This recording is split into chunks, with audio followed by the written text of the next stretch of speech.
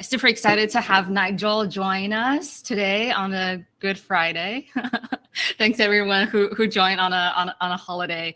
I met Nigel through a previous engagement, and OGM did a fantastic job with the work and wrote very high quality content. So as I got to know Nigel more, and I was more and more impressed by his thoughts, and especially I think the topic of AI and organic growth is on top of everyone's mind, and where the SEO is going to go, where AI is going to impact our workflow and content creation and technical SEO. And there's tons of interesting trends coming out with the SEO hacks, right? So I think this is a very relevant and timely topic to talk about how to future-proof your organic strategy in the age of AI. So really excited to have Nigel here. I'll have Nigel introduce himself, and Nigel actually have a presentation. So you guys are in for a treat. So Nigel will go through his presentation on this topic, and then we'll leave time for Q&A and a discussion with the community. So Nigel. Cool, thanks. All right. I have a lot to go through. I'm going to fly through at breakneck speed. Hopefully nobody gets hurt in the process. And I'm just going to jump into it and have my intro built in here. So, okay. When it talks about SEO 2024, I talk to a lot of people about this. A lot of the questions I get are just, how do you use Gen AI content? What about Chat GPT? And then I think a lot of people have had existential crises asking, like, what is SEO anymore? What does SEO even mean? So what I'm going to go over is a quick history of how we got here, which I think is very important for understanding where we're going to go, where we're at now, what's changing and what never changes, and then how to build a future-proof strategy. So my name is Nigel, as Holly generously said. I run a company called OGM. We work with fast-growing B2B SaaS companies to sort of help them build end-to-end SEO programs. These are some of the companies that we've worked with, logos you've probably seen, and I'm going to jump right into it. Okay, so the evolution of search. So again, I think to understand where we're going, we can learn a lot of lessons from the past, because there's a lot of sort of timeless things. So I think there's sort of three overall eras, and we're in between two. The era of optimizing for dumb robots, the era of optimizing for smart robots, and then optimizing for credibility, experience, and just getting attention in a crowded world. And I think we're kind of in between two, which is why it's a very fascinating time. So, okay, before even Google, there were these directories. I can barely even remember this. And the paradigm was you're a user, you go to a directory, you go to a website. And then Google came along, and it's kind of easy to underestimate like how big of a shift this was, where you could search the entire internet. It's wild. And it was just, there's 10 blue links. Things are very, very simple. And SEO is pretty easy in this era. It was easier to get attention. It was easier to rank. And there was a lot higher of a CTR, click-through rate, than there is now. The amount of data in the world was very negligible. There wasn't that much information, which meant you weren't competing with that many people. People didn't have these little dopamine devices in their pockets that had YouTube, Twitter X, podcasts, all this other stuff. And SEO was a very different game then than it was now. It was what I call optimizing for dumb robots. It was stuff like white on white text. It was, I'm going to create a unique page for every variation of a keyword, e-commerce fulfillment service, e-commerce fulfillment services, et cetera, et cetera. This would actually work well. Having links from blog post comments. And I actually believe that a lot of company and leadership expectations around SEO were set in this era and have been slow to evolve. And it's for this simple equation. There's all these weird tactics to rank. It doesn't make any sense if you're a traditional marketer. But if you ranked, it was easier to make money, and it just wasn't that competitive. Therefore, the goal of SEO is I want to rank for a bunch of keywords and drive traffic, and I don't need to do effective marketing. And honestly, I don't blame anyone for this, because companies and executives were conditioned that this would work. So it's like, okay, well, even though a lot of this weird SEO stuff doesn't make sense to me, as long as we get the traffic, it turns into money, I'm happy. So that's Google 1.0. Then we get to Google 2.0. And this is where SERP, by the way, SERP means search engine results page. So when you search something, it's everything that comes up. And that's when it starts to become more than two blue links. So in the old paradigm, it's just I'm a user. I go to Google, there's a SERP, and I go to a website. And now these things called rich results start to come in. So that's like, it's easy to forget that you used to be able to make, I don't know, hundreds of thousands, millions of dollars by ranking for what time does the Super Bowl start. Now we take it for granted that this is commoditized information. It's just out there. Google's going to tell it to me. No one's going to make any money off of it. And Google in the 2.0 era, things are already starting to change, right? It's harder to get attention. It's harder to rank, and click-through rates are getting lower. I'm going to go through all of those. So smartphones are becoming more ubiquitous. That totally changes everything to do with web and marketing. You remember, like, Facebook almost missed the boat on that. And then this totally changes the way people are behaving, because there's so many more options for entertainment. It's not just there's a few websites and you can get all the clicks there. It's people start to have YouTube, social media is taking off, there's podcasts. The amount of data in the world is just exploding. So there's just way more things competing for attention. And on top of that, Google got smarter. So SEO in this next phase of Google is what I call optimizing for smart robots. We're still optimizing for robots, but they got a little bit smarter. So instead of all of these here being a page, this is just using a tool that sort of combines, here's all these keywords, here's one topic, meaning you can probably create one page, because Google knows if I'm searching any variation of e-commerce fulfillment services, providers, solutions, I'm generally looking for the same thing. So that changed the game a lot. And then instead of just, if I'm trying to rank for inventory management, just writing inventory management a million times on the page, these tools came around that helped us optimize for what Google's looking for, which says, okay, if I'm an expert in inventory management, I should probably talk about cash flow, profitability, forecasting, et cetera, et cetera. And then instead of building weird links, you actually get rewarded more and more for building quality links from relevant pages. And then you're also optimizing for featured snippets, which are these things here. When I refer to rich results, it means basically anything in the results that gives me information so that I don't need to click through to something. So I want to say SEO improved, the practitioners improved, and the experience improved, but we weren't still really optimizing for attention. And by the way, I'm not trying to be on a soapbox here. I've definitely spent some time in the gutter, maybe not in the lowest levels, but I'm an SEO person at the end of the day. So I think right now what's happened is everyone is in an arms race to create the same page. And by the way, I'm talking more about B2B SaaS here, because the web and search has a lot of different verticals that are very different. So this is where I'm going to be leaning towards. But if you search anything in B2B SaaS, you find a lot of these pages that sort of go over, what is this, examples of this. And it's basically everyone is incentivized to do the same thing, because in this paradigm, someone searches something and then we're all competing for this one click. So instead of being incentivized to create sort of more complementary things, it's, well, I know I can rank if I do something similar to them, so I'm going to do something similar to them. And again, I've spent a lot of time doing that as well. So there's not as many incentives to add unique value. It's just there's this inefficiency where if I write content similar to others, I can rank.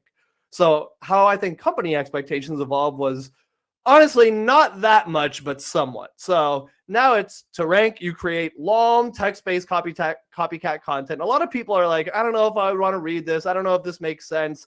I don't know if this has hooks or is juicy. But even though it's getting more competitive, it's still possible to make money. It's harder, but it's still possible. And the goal is still ultimately the same. It's like, okay, whatever we got to do, I'll cover my eyes, do the SEO stuff, create the pages, we'll drive traffic, and we think it'll drive revenue. So we're kind of getting to this point where Google evolved, marketers evolved in other channels, users evolved because our behavior has totally changed over the last 10 years. But I think there's still a big gap between company SEO, again, specifically B2B, and users. So where we're at now, again, user behavior has continued to evolve really fast. And just some examples. I mean, there's all these stats about Gen Z uses TikTok more than Google, and people are spending more and more time on their screens. Attention spans are plummeting to nothing. So I firmly believe that attention, and not just how do I rank and get impressions, is going to be the most valuable currency in all of marketing. This is not an SEO specific statement. This is how it applies to SEO. And I don't think SEO has kept pace with the evolution of user behavior. And a lot of the time we're spending time trying to figure out how do we rank on desktop for something. So I know a lot of this because we did a survey. We went out and we talked to B2B buyers. We partnered with a market research firm, and we wanted to know, how does content and SEO influence B2B buyers? So here's some of the findings. One is that buyers kind of have banner blindness to copycat SEO. And we know this because they overwhelmingly agreed to statements like, B2B content tends to look and feel the same, and I tend to zone out of company content. They also don't trust content from software vendors. So people agreed overwhelmingly that I trust content from third parties more than from companies. And when they were asked to stack rank the trusted sources of B2B content, B2B companies were last under even ChatGPT. There's some more nuance in the data there because a lot of people also said they didn't trust ChatGPT, but more people trusted ChatGPT than B2B companies. And there was also, people spoke about the formats. People agreed that long form written content is too long, and overwhelmingly that they find short video clips to be more engaging than text articles. But despite all that, should we even do SEO, buyers still rely on search. It was far and away the number one channel where people go to gather information and learn. And people also said that they were satisfied with search results. So one of our takeaway when we look at all of this is they want to use and trust our content, but they're having a hard time. Like, people said that they have the patience to dive in when they're trying to learn about B2B software solutions and even gather information in this space. So again, when I look at all this, my takeaway is buyers are wading through the inefficiencies of search, but they'd really prefer not to. So how do we end up here? It's Google has sort of come to the conclusion where they favor long form text content. Companies over-optimize this content using tools like the one I screenshotted earlier. And then companies use simple formats because that's what they have to rank. That's all they have to do to rank. And they do that because the company goals are still incentivizing traffic growth. And do we rank for these few keywords? So now we get to where search is going. So Google 2.0, we're now going towards Google 3.0. And this is both like a continuation of some existing trends and a shift of paradigms all at once. So if previously it was just I go to Google, I look at a search result page, and I always click through. Then it was I'm clicking through less because I get some of the information within the search result page itself. And now it's going to move towards, over time, TBD on that timeline, I get an AI answer. I can go back and forth with the AI chat. Then I get maybe below that, or maybe as part of cited sources, a small number of links. And then I go through to a website. So if the old paradigm, which we're still kind of in, is there's a search query, everyone is jumping up and down, me, to try and get this click. It's going to more move towards, well, I have a search query, there's this answer that's generated, and then here's some of the sources. And honestly, for a lot of things, this is more efficient. Everyone has different opinions. I have mine. I'm sure everyone has their own about whether they like this or don't, what they prefer it for or not. But there's definitely a lot of things that are low stakes where it's just easier to, I don't necessarily need to read through a bunch of sources to come to a transformative conclusion. It's just, oh, what's the answer to this? So what do we actually know about the coming changes to search so far? Now, these are all screenshots from back when Google launched this. And honestly, even though they've done lots of tests, I don't know that we've particularly learned a lot. But we know that chat at the top will likely eat many more clicks. And again, this is a continuation of a trend we've already seen. It's as results have got richer with answers, click-through rates go down. That's a trend that we continue to see. It's going up now for various reasons, but that is just not slowing down. So it's going to get closer to zero sum. And again, we'll see how these things turn out, but where there's just going to be fewer clicks, and that's a trend that's already accelerated. Once we started to get featured snippets, it was fewer and fewer clicks, so it goes more to zero sum. And we know, we've seen through various experiments and statements directly from Google that they're going to encourage people to use the chat. That's this part at the bottom here. They've tested things like perspectives where they just show individuals. In the last maybe 6 months, there started to be, in a previous update, a lot of forums. I just took the screenshot today and added it. But where you search something and they have like discussions in forums, and they'll show Reddit and Quora. Now, I think this is a fad and that some of these are terrible results. That's just my opinion, and I don't think that'll stay. But what it tells us is, even though it's too early to make assumptions, like even really quickly on this one here, we know that Google is going to want to experiment with showing individual perspectives between this and a bunch of other things they're doing insane. But overall, what does all this mean for SEO? So the amount of variables here, like there's even been news in the last couple of days that Google is going to launch SGE, Search Generative Experience, which is that thing I just showed you, in May. And it's supposedly launching generally now for some people. I still think there's a lot of open-ended questions. Like, how well does it actually work at scale? How does it look when it launches? Like, there's been a lot of tests they've done over time. A big one is how will users respond to more AI chat? Like, it's one thing, we kind of get caught up in our Silicon Valley bubble, I think, but you go out in random America, and I think we have no idea how people are going to respond to this. So many possible outcomes here.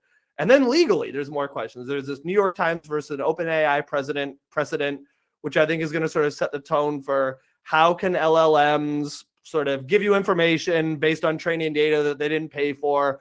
even since I put this presentation together, there's licensing agreements, like so many variables here. Google's getting sued by the, what is it again? Is it the FTC, whatever it is, for antitrust. What is Google's liability going to be for creating content versus citing content? So many possible outcomes there. And then from a business model perspective, why would Google disrupt itself? Basically, they have this money printing machine, and there's a lot of incentives to not turn it off, because switching to this new model, it's not clear exactly how they would monetize it. So is Google even going to launch SG in 2024? Again, there's now new announcements that it's going to launch. Maybe it will, maybe it won't. And my thing is, I am not going to try to get into the game of predicting that, because there's just too many variables between everything I just cited. So cite the great Wayne Gretzky, I'd rather skate to where the puck is going, not where it's been, based on what do I think is already true that AI will accelerate. So with that, here are a few predictions for how to have a future-proof SEO strategy in 2024. And the overarching thesis here is, again, we're transitioning between two eras of optimizing for smart robots and optimizing for attention. So I think the right strategy means that you do what still works now, while also assuming, okay, even if I can get rankings and stuff now, I want to create content and assets that will work in a future paradigm when there's fewer clicks, and we already know that attention is getting more and more scarce. So the overarching thought here is, if you focus on solving a problem for your customer, they will find you. This might sound cliche, like great content and they will come. I don't think so. I think it's about first principles and looking at, through all of this noise and what is happening with SEO, there's potential customers and they have problems, and they will go to greater lengths than a random person to solve that problem. So first thing is, CTR for low intent top of funnel searches is going to continue to decline. So I've worked with lots of companies over the years that get lots of traffic for very generic high volume queries that made sense in this paradigm here. So, but now there's just too many ways to quickly answer questions. There's people use voice search and just sort of get the answer read to them. There's the ChatGPTs, Perplexities of the world. There's YouTube, and there's like featured snippet, different like Google's own Gen AI. The click-through rate for these is just continuing to go down, and I'm seeing it over and over and over again. But a lot of SEO strategies are historically based around these queries for all the incentives I mentioned earlier, where we don't really understand how this turns into money, but just do the SEO stuff, drive the traffic, and we want to have traffic goals. So our model for SEO strategies is, again, it's first principles. What's the point of any marketing? And there's lots of different models around this. This is ours. I want to get someone to buy something or take an action now. That's demand gen. Or get someone to buy something later, which is brand. So demand, we see that as solve a problem for the audience that shows the value of the product. And then brand is, if I'm going to rank for something like customer service, something that's not really tied to a deep problem or has very broad intent, then I want to really capture attention, and I want to have a unique experience, a very unique point of view, a unique data set, and I want to leave an impression. But honestly, I think a lot of content exists in between these, where it's kind of just ranking to rank. It's not really showing me how someone solves a problem with your product. They're just answering a bunch of questions via commoditized information, and it's not leaving a deep impression on me. It's just hitting some company's traffic goals. And so I think SEO content that doesn't either show how your product solves problems or capture attention and leave an impression it's going to continue to diminish in effectiveness. So I think what this means for everybody here is, don't count on traffic from commoditized information, because LLMs and AI are going to continue to eat it. And then look at the existing traffic you have, perform a SWOT analysis, and look at, do we think any of our traffic is more in danger here?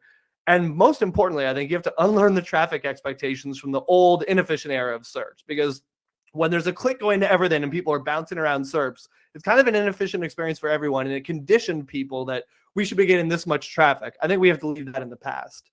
And then if you're going to make very top of funnel content, make it memorable and then repurpose it. Don't just try to rank for some generic term with very generic content. Like, could that have some brand lift and generate some conversions? Sure. But for the amount of effort it will take to do that, I don't think it's worth it if you're not making it memorable. So, okay. Number 2, mature websites should brace for traffic decline. So that's basically a follow-up to the previous one. So even though search is still a fantastic growth opportunity for sites that haven't sort of tapped out their market and connected to a lot of the high intent searches, I'm already seeing many mature websites lose traffic, especially from low intent content. And this isn't some hypothesis. I'll show you some evidence I've seen. So what's interesting is here's a site where here's what the tool thinks, that even over the past year, it was up 15%. It was clearly trending down looking at actual data. Another example, the tool thinks it's trending up. This is Ahrefs if anyone's used it. And in the reality, it's actually trending down. So what does this mean? Why are these tools so off? So I think tools are directionally good at these estimates. Of course, they're never going to be exact. And even I've always found examples where it's like, whoa, that's way off when I have access to the first party data. But they're generally okay at being directional. At least they were. So I think that some combination of volume and CTR is declining beyond the expectations of tools. And again, these tools are highly imperfect, but they have a bunch of data and they make some smart assumptions. So I don't pretend to have an all-encompassing answer here, but some hypotheses are rich results keep improving and eating clicks that we didn't really deserve in the first place. That's between, I think SGE probably hasn't had much of an impact so far because it was just in a beta. And then also more searches happening on other platforms. There's video. And then to a lesser extent, a shift from Google to LLM platforms, because between OpenAI, Claude, and there's also Perplexity. I'm not seeing huge evidence that those are taking massive market share. And again, I think in the Silicon Valley bubble, we disproportionately overestimate the impact, but it's certainly there. And I am not aware of a good way to try to isolate that impact. So these are all the hypotheses. But at the end of the day, I don't know how much it matters. There's what can you do about it? I think don't look at your overall traffic as a way to measure SEO success, and then really get rigorous about segmenting traffic by intent and by topics, and really looking at, okay, what are the pages that we A, think correspond to higher intent, and B, have data to prove it, because you're getting, whether it's product signups, demo signups, or even newsletter signups, and then pay outsized attention to those, to the traffic for pages that convert or correspond to that higher intent. So on that note, thinking about high intent, product-led content and SEO sees minimal revenue impact. So in the previous ones I'm talking about, here's all the reasons traffic is going away. Here's why I think it doesn't matter as much as a lot of people think. So I would define product-led content and SEO as either web experiences that use product attributes to deliver value to users. Like classic ones are like Zapier saying, hey, look, we connect these tools. Let's create a page for every single one like this. And then content that really shows the value of your product to answer user questions. So I think it's not like this isn't going to be insulated from any traffic trends, but the underlying thesis here is that product-led content is going to be somewhat insulated because users with deep problems become customers, and snippet-like answers often don't solve deep problems. Therefore, simple equation, potential customers will still find your content one way or another, even if it's through this multifaceted journey involving SGE and LLMs and stuff. So unlike this sort of very copycat content, product-led content is ones where, very simply, you show, you don't just tell. It's, here's this problem you're having, and we will show you how we solve it. This is with this company Mosaic that Holly had mentioned, and they are continuing to see strong growth in SEO revenue by just focusing on the fundamentals. There's honestly it's not a ton of anything very sexy or transformative happening here. It's just keep finding places to figure out who is the audience, who is the customer, what are problems they have, and then how do we create content that shows how we solve a problem related to what they're searching. So yeah, what it means for you is just prioritize creating pages which correspond to those problems that your product solves over just anything with search volume in the space. Actually show how your product solves those problems. And again, threading the needle between the past paradigm of search and the upcoming paradigm of search. Address the search intent, but don't sacrifice your unique point of view or feel that you just have to copy everyone else no matter what. Now, again, there's a lot, you still have to figure out what is working and borrow some of that, but I don't think it has to be total copycat content. Next one I have here is video and multimedia is just going to continue becoming a bigger and bigger part of search. So just video overall is growing. You can find a million stats about this. There's stats that Google's already showing more video in search. I have seen this even just anecdotally. And something I saw in January that absolutely blew my mind was I looked up something like the players get a cut of their jersey sales. And I saw a TikTok video as a featured snippet. And it kind of broke my brain. I was like, what am I even looking at? What does this mean? And then later I reverse engineered it. And I saw that there was this transcript here, like, you know, the sort of TikTok style videos where it's a few words at a time. And if you actually look at this featured snippet, you can see how in the middle of the sentence there's a period. And I think it corresponds to the transcript here. And I'm not going to read too much into this. I think it was just an experiment, but I think there are some takeaways as far as, again, broader trends that this will accelerate. It's Google wants to mitigate the user loss from Gen Z. I'm quite confident they are crapping their pants, for lack of a better term, about the fact that there's all these stats that people are not going to Google and the future of their money printing machine is a little bit in limbo. And then we already know from the examples I showed you earlier between discussions, forums, that thing called perspectives, that Google wants to show more things from individual users. And I just expect to see more and more search experiments from Google. And that's just from what we can sort of glean about the overall trend. Why I think it's a great time to invest is from a distribution perspective, you get the video platform itself, meaning YouTube, TikTok, TBD on what happens with that, but whatever, all these different video platforms. There's videos appearing natively in search, and then there's videos augmenting your website content to increase engagement and, again, just sort of differentiate you. Competitive reasons are there's no playbook for companies to scale video yet. I don't know about anyone here, but everyone I talk to when I ask about video, they say, oh, we'd love to be doing more video, but just we're not.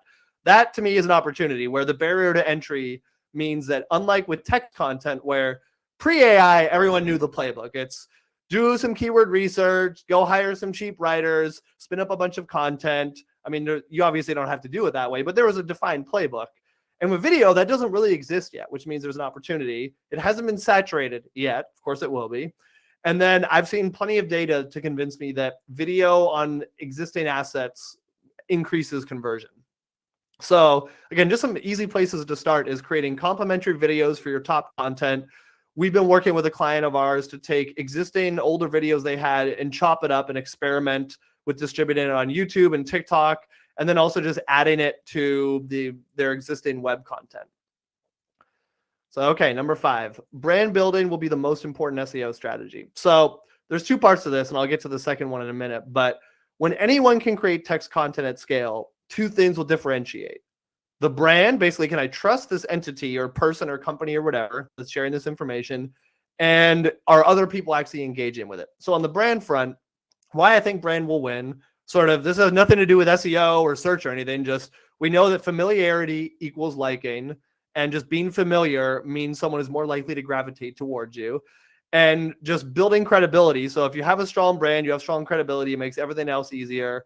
And then LLM friendly. I could do a whole other presentation on speculating on how you can influence LLMs. That's a story for another day. But from what little we do know now, it's that stronger brands mean more references from LLMs, and LLMs like to see more references in a way that's kind of similar to Google, but they do things a little bit differently.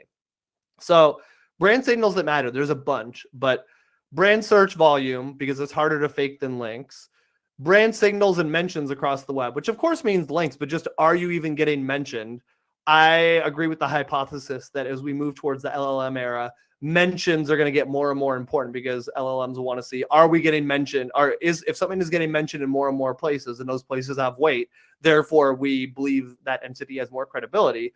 And then traffic from other channels. So Google doesn't want SEO only brands. And the meat of this presentation came a couple months ago, and then I want to say a few weeks ago, there was a big Google update, and a lot of this was proven true. A lot of affiliate sites got absolutely crushed that they were great at SEO tactics like links, but they didn't get brand search volume, and they didn't really get traffic from other channels, and they got absolutely crushed. So what it means for you, again, I've done a separate presentation on this. Don't have time to get into it today, but I think early stage companies shouldn't rely on SEO as an acquisition strategy. That doesn't mean that you can't do it or can't try, but it's just going to be harder and harder because everything is gravitating towards brands getting more and more of the mind share. And then SEO has to be seen as an extension of brand, not just hire people in a silo to create SEO content. Like, again, should SEO inform what you're doing? Yes, definitely, but not just something that you don't care about from a brand perspective. And then most importantly, brand investment should lift SEO. It's hard to know exactly how to build this into forecast, but when you're looking at a brand investment, I think you should assume, okay, can we assume a small lift from SEO just from the fact that more people will search for us, we'll naturally get more mentions, and then all of our SEO efforts will get easier. Okay, number 6, UX and design are going to be the new secret sauce for SEO. So going back to this hypothesis that if anyone can create text content at scale, there's brand and there's engagement, and people actually like the content. So again, this is not looking at SEO. This is looking at kind of first principles in history. Every marketing channel diminishes in effectiveness as users get used to similar tactics. The great Nigel Chen referred to that as the law of shitty click-throughs. I think the main article is about how when there were first banner ads, they were amazing, and then soon everyone got used to them. They don't look at them. So the new goal of SEO, it's going to move away from how do we do whatever it takes to rank to how do we not just get the impression, but actually capture attention and break the pattern recognition. And we believe that because, again, in the survey we did, a lot of people agreed that B2B content tends to look and feel the same. So we're thinking, okay, how can we design pages that hook people? And that is going to be as important as the content itself. So actually what we're doing about it is we've built a growth design function in the last year, which I used to view this as, oh, nice to have. We'll ask clients to design stuff. Now it's like, no, that has to be a part of what we do. Looking at how we can optimize and experiment on page templates is a core part of what we do. And then on a page level and on a template level, it's how do we break the pattern recognition associated with this? So if you look at all the results for something and they tend to match a pattern, we have to learn something from that and probably apply some of it. But how do we break that and sort of show users that we're premium and we're something different? So again, what you can do is make standout design like a first priority with your SEO strategy. And then on every page, how do you try to do something different? Almost done here, I promise. So, okay, here's a spicier one. I think Gen AI content will mostly fail. And again, I did this before the March update.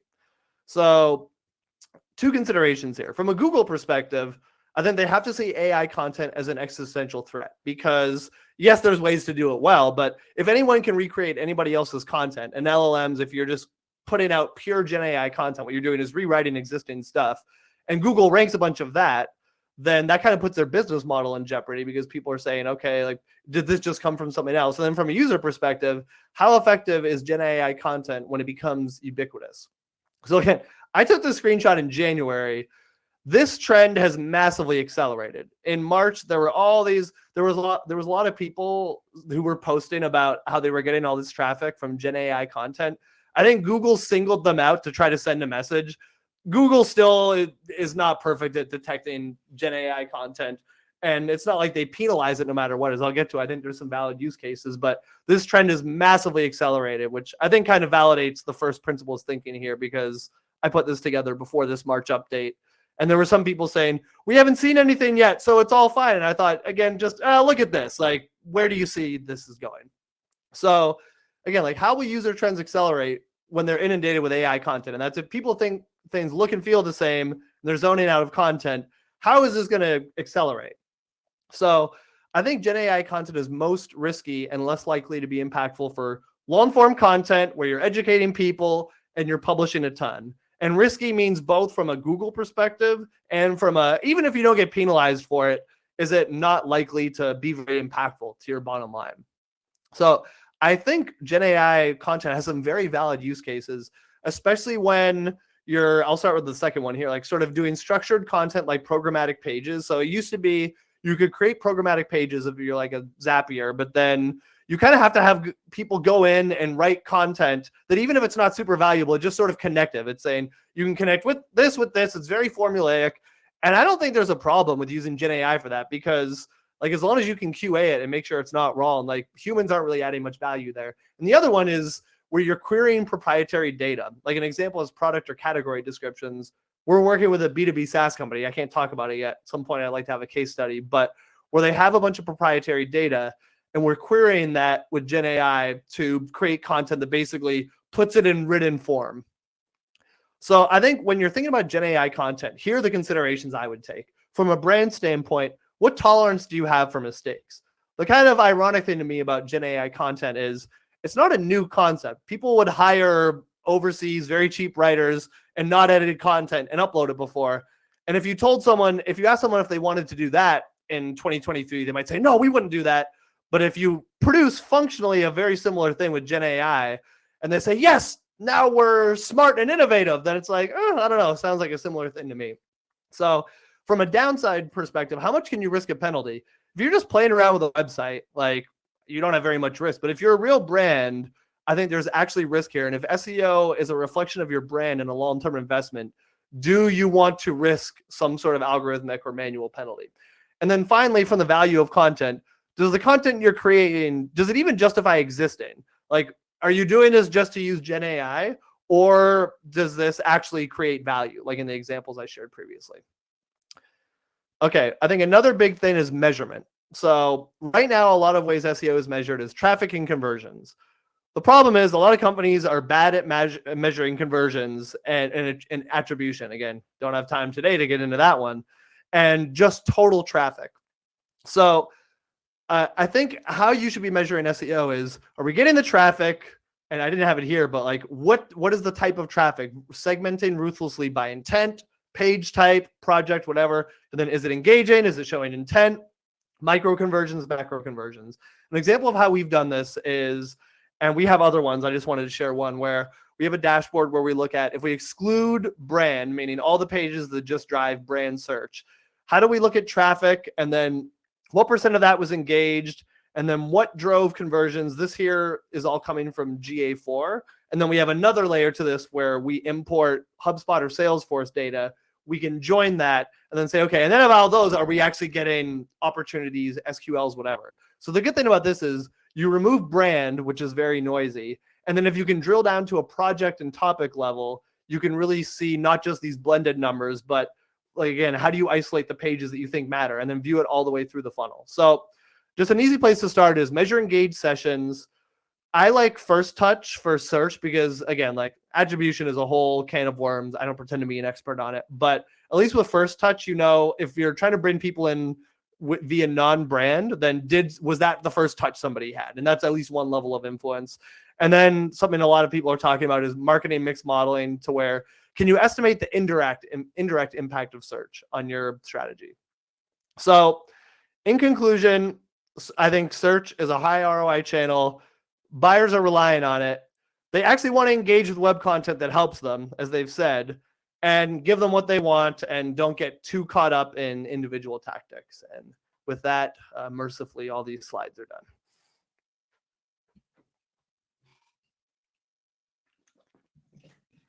Wow, Nigel, this is one of my best presentations I've seen, not only in SEO, but just in general. So thank you for this, and tons of packed insights. And a lot of them I even haven't thought about or heard about. Like, it's very unique insights. Some of the learning I have, which surprised me a little bit, is how important the video is. Right? So it's we haven't really talk about video SEO that much, and just it blew me away when you show that example of the TikTok results in video. I was like, wow, okay, so snippets and captioning is so important, and yeah, so that's one of very big learnings. And no more SEO quote unquote content. That's interesting, because a lot of companies today are still creating those what is X type of articles, and it's supposed to be really long, 3,000 words that covers the foundations and basics of a concept or search query. So that's really quick. Can I jump in on that? Yeah. So I think it's not that can't work. It's that I think when you do that and you don't tie it into a product and you don't offer anything unique and you don't show someone visually what you do, it's less likely to rank, and it's less likely to be impactful. So I think that's sort of there's two sides to that coin. It's what I would advocate for is, don't just try to rank for the sake of ranking by having someone write when they don't know anything about a topic, but that actually can drive conversions, but you have to execute very well and bring a unique point of view and expert insight. So carry on. Actually, I want to drill that down a little bit, because in my world, I see two type of content almost. One type is this, a comprehensive guide to X. And then another type of content is learnings, or I call it the newsletter content, which is what I'm thinking and what I'm observing, and didn't think about SEO at all. This is all my unique thoughts or insights. And in like in my mind right now, it's like separate type of content. I put the one side, like one thing is like, oh, this is just SEO content. I can get a copywriter write it. And the other one is like, okay, I'm spending like 10 hours writing this like unique content, but I don't expect it to rank. Are you actually saying that there's a way to combine these two? And how would you suggest us do that?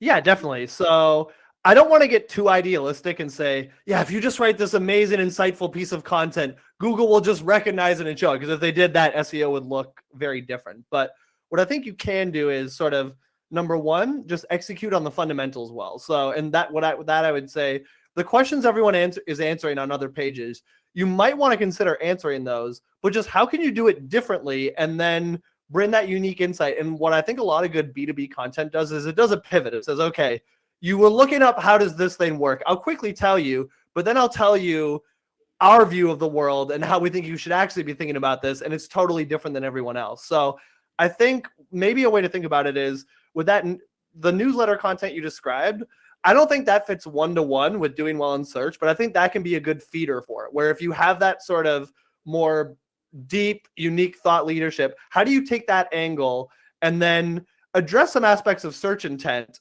but you're not just trying to write the longest possible article for the sake of it. Right. So like in that scenario, you can write like a part of it could be the like foundational pieces so that people get like the basic query answered. But like in that answer, you also want to add your own perspective Exactly. and unique insights. Oh, Yeah. Cool. That's super insightful. I have a couple of questions, and also the audience has been adding a lot of great questions. So for the actually really quickly, the CTR decline.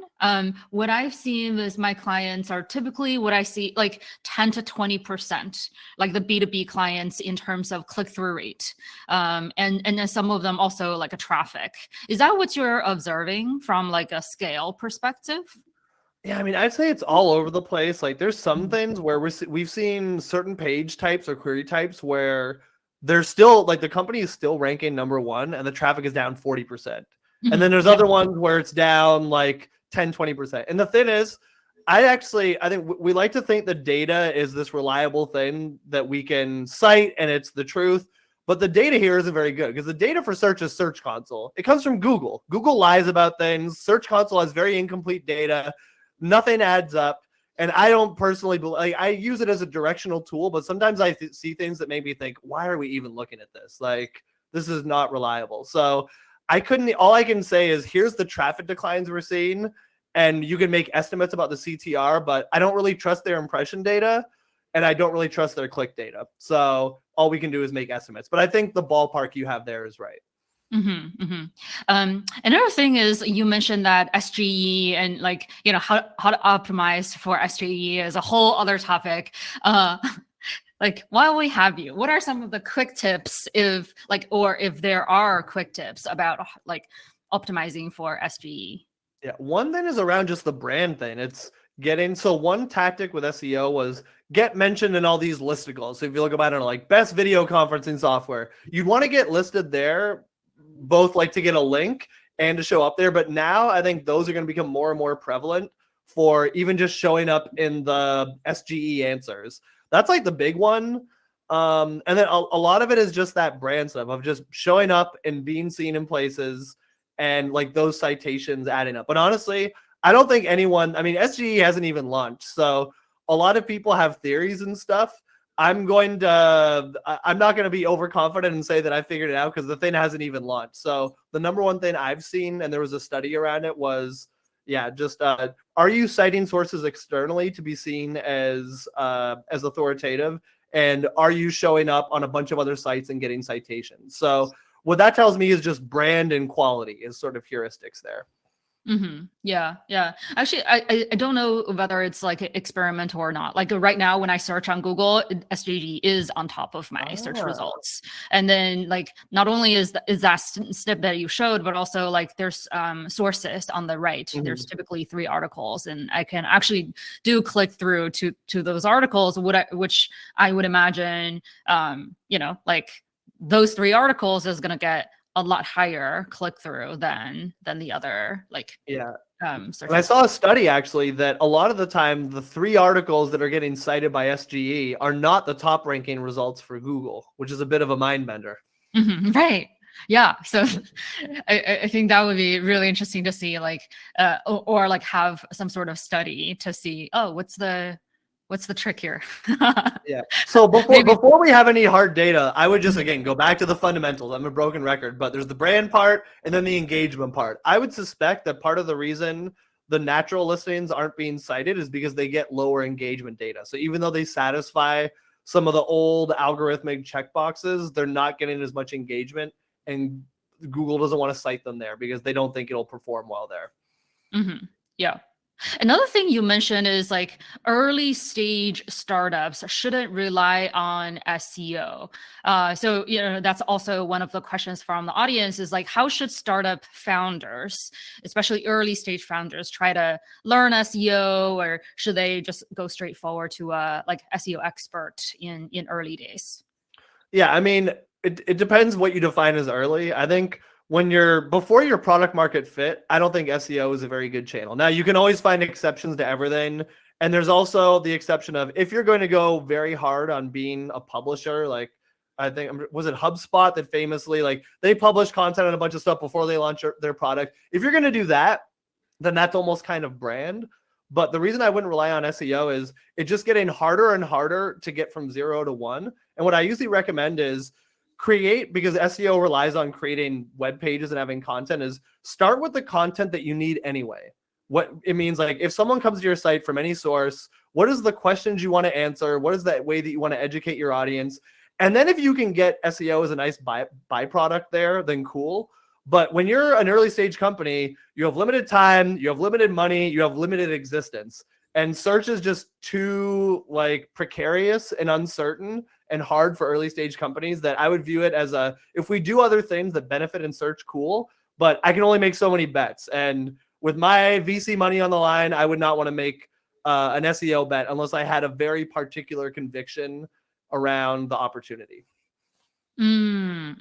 Yeah, I also hear some startups, like typically earlier stage startup having similar line of questioning is like, okay, since SEO is going away, should we like even start to invest in SEO? Like, when do you think it is time for startups to invest in SEO, or would you think like investing in SEO should still be one of the core strategy, but just like how you invest in SEO is going to be different? Yeah, well, there's also direct and indirect. There's like, is this an SEO strategy? I'm creating content with this channel of mine. And then there's like, do I want people who are just searching very like specific things around what we do to find us? So when I advise early stage companies, what I say is, if you're going to think about SEO at all, just make sure your website is structured well. Work with a freelancer or a consultant just to make sure that you're not breaking anything. Like the number one thing is, if someone is searching for me, can they find us? So if someone searches ExponentialX, you want to show up, right? Even if there's no SEO strategy around trying to rank for what is growth marketing or something like that. But yeah, and then I would say just again, like what are the pieces of content that you could create anyway, and where SEO is a positive byproduct. But just the earlier you are, if you make a bet on SEO, it's just kind of more uncertain. So I would look to hedge that bet. Yeah. Yeah. In your work, are you using AI tools for like either research or content creation or editing, or like what kind of AI tools are you using in your SEO work? Yeah, a lot of it is workflows. Like a good one is just building custom GPT bots. So like for a given client, we could sort of train it on that client, feed it all this sort of what are their customer personas, what are their products, all this stuff, sort of helping us do what we're already doing. Because when we're looking to create content around a topic, what we want to do is say, we want to look at what are all the questions people are asking out in the world? What is the information we got from the client about certain aspects of this? And then what is all the underlying facts about the client? Like, again, their personas, their industry, all that stuff. So if we're doing all that manually, we can at least get a custom GPT bot to get it part of the way there. And then instead of us spending all that time going in and doing everything manually, we have something to work from and cross-check again. So I would say that's the big one, is just workflows, and between research and how do you sort of combine all the information out in the world with all the information with a specific company. And then sometimes the AI comes up with ideas or angles that you won't come up with. So I think it's very good for that as well. Even seeing if you feed it a piece of content and you say, if I were this company with this information and I was trying to target this buyer, what other questions would I want to answer? Sometimes it's not super valuable, but sometimes it is. Mm-hmm. Actually, this like a custom GPT. Do you mind like adding a few more words around? Like, is it just like AI prompt in the format of a GPT? Meaning, like, here's information about this client. Here's the search query we want to rank for, and then it asks questions about like, here's competitors. Like, is it more of a AI prompt type of custom GPT, or are you talking about something else? Yeah, I think it's the prompt type where we're sort of having like a repetitive prompt saying, okay, this, and then you just sort of feed in on a topic specific thing, anything particular. Really, really interesting. The AI content, right? Like, so nowadays when we write content, the writer is using AI. And what percentage of the AI generated content is okay? I mean, again, I would bring it back to that slide I had around like, what is your risk tolerance, and also like, what is the purpose of the content? So I don't know. I think it's sort of like if you look at blended conversion rate on a website, it's not super helpful. It's like where you want to see conversion rate in specific places. So with AI content, it's, again, if it's something that's based on a database, or like basically a lot of it is database. So if you have data that you want to sort of turn into text form, I think that's okay. And then other content, like, I don't know, there's AI content and it's ranking and stuff, but I think a lot of the time, one of the biggest problems is that it's often wrong about things. Like, I'm not very ideological about this. I just don't want to get in trouble for publishing content that's wrong or isn't going to accomplish the objectives, especially when you have a brand's reputation on the line. So, but I mean, a lot of people, it also depends what we call AI content, because some people have like very intense workflows. We've never quite gotten this to work and we're confident about it. Maybe we will, especially when new GPTs come out, but where you go back and forth to write the content. So, but we've never done that to a degree that we were happy with. But I think others have, and it's gone okay. So I think just giving a single prompt and publishing content, though, is going to be a net negative most of the time. Mm-hmm. Right. Yeah, I've definitely seen more sophisticated prompts coming out for like creating outlines and such. And like, it sounds like if we create it in multi-steps and then also like keep feeding information like in multiple steps, and that feels like creating good outline at least. But the writing part still is quite lacking. Yeah, agreed. And you mentioned the page template design, which is like also very unique insight. And honestly, we haven't been like really talking a lot about it. Are you referring to, for example, you want to put a index and outline at the beginning, you want to have quotes, you want to have FAQs at the end, so more of like the components of the page? Or are you talking more about like the design, the visually appealing side of the page template design? Yeah. I mean, overall, I'm talking about all those things. When it comes to page templates, it's more like, for example, if you look at a blog template, or it doesn't have to be a blog, any type of content template, just how can we make it as easy as possible for someone to find the information they're looking for? Like, one thing I've seen from looking at things like Hotjar recordings and stuff is some people read stuff top to bottom, but a lot of people don't. And I know I have like undiagnosed ADD. I think I'm bouncing around, I'm looking for things. And if I go to a page, I'm trying to find the thing I'm looking for. I came there with a very specific thing in mind. And how do you design pages? That's the question we're asking. How do you design pages where users can find exactly what they're looking for and get value. So a lot of that is things like, table of contents, structuring the headings. We're even playing around with sort of Notion style toggles where with certain things where we think, well, some people might want this information, but some people don't. And we don't want to make them have to skim through like a big fat chunky paragraph. So we want to make it as digestible as possible. And then another thing is just making it more visual, because I know what a lot of people do is they go to a page, they scroll up and down, and they sort of decide, do I want to stay here? So a lot of it is about conveying premium quality, where, look, we are not just spitting out text like anybody else. We put time into this, and we are signaling that via our design and the visuals on the page. Awesome. Nigel, this is so enlightening, very, very intense, intense, insights, very unique insights. So hopefully we can turn this into a video that get SJE visibility. And thank you so much, everyone, for your engagement. Thanks, Holly. Thanks, everyone.